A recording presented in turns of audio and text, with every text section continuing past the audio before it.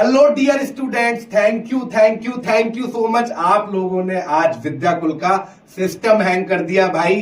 कल रात से विद्याकुल एप्लीकेशन थोड़ा सा परेशान हो गई है, सिस्टम हैंग हो गया है। कल से अब तक लगभग 2 लाख इंस्टॉल्स आए, आप लोगों का प्यार मिल रहा है भाई, थैंक यू सो मच। इसी बीच में बहुत सारे बच्चों की क्वेरी और कॉल्स आ रहे हैं कि सर हम लोग हुंकार सेल्स का जो लाभ है वो नहीं ले पाए, बैच में एडमिशन नहीं ले पाए। बिल्कुल परेशान मत हो बेटा, कल रात एप्लीकेशन स्लो हो गई थी, कल शाम से ही लगातार ये प्रॉब्लम आनी स्टार्ट हो गई थी। आप लोगों के लिए जो हुंकार सप्ताह है उसे एक दिन एक्सटेंड कर दिया है, 6 अप्रैल की शाम तक हुंकार सप्ताह रहने वाला है। बिना देर करे एडमिशन ले लो।